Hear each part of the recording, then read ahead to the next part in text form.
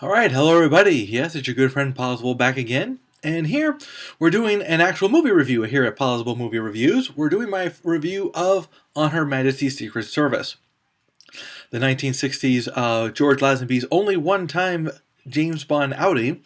Actually, a very good movie. I was impressed by it. I liked it.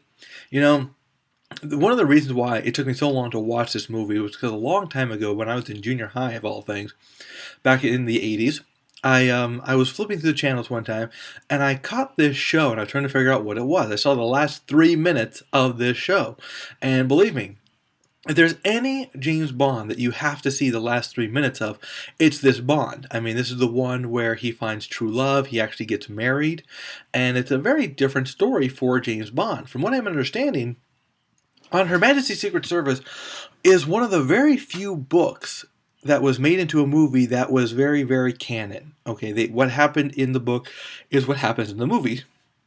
A very thing. One thing that was interesting, there is Q in this movie. However, there are no gadgets in this movie. George Lazenby relies more on his wit and charm than anything else. Diana Rigg, who went on to have a great career, stars as the Bond girl in this one as Countess Teresa.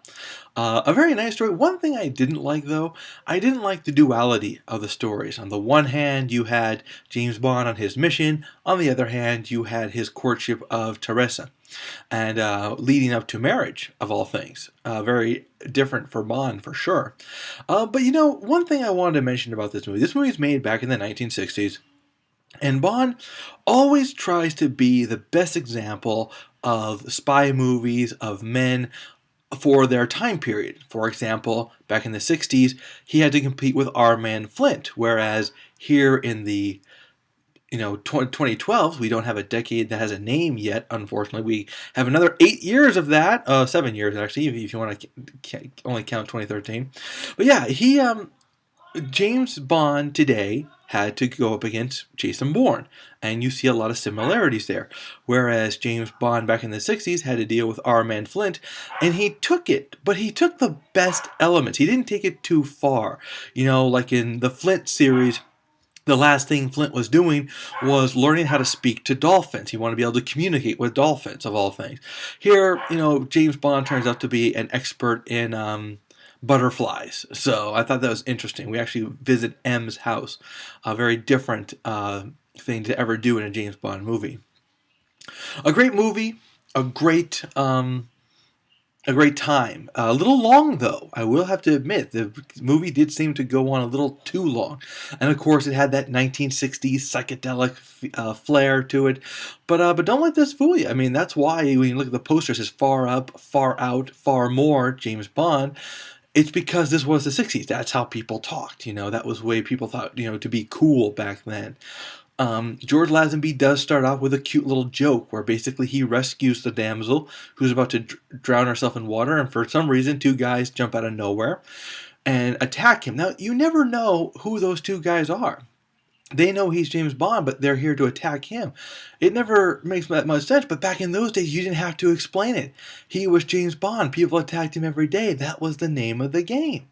But of course, she takes off. She doesn't stick around. She actually leaves him. And of course, he quips, well, that never happened to the other guy, because this was his first time as James Bond. James Bond was really becoming a big star. Actually, by this time, James Bond was already a huge thing, and would continue to be a huge thing for decades and decades to come. I've always been a big fan of James Bond, and this was actually a great movie. I'm not going to count this as one of the worst ones. I got to find out which one was the worst one in my opinion. It's hard, because James Bond always makes these great movies, But that is my review of James On Her Majesty's Secret Service. I definitely recommend you see it if you haven't seen it already. Just be patient. Like I said, there's some long parts. It is a 60s movie, so things were done a little bit differently. The fighting's a little crazy. Such wide actions, punching a guy here and there, and yet they still get back up and fight again. Slamming people with boards, but no bruises or anything. It was the 60s, so you gotta allow for that. I definitely recommend you seeing it. Give it a chance. Until then, kids, we'll see you next time.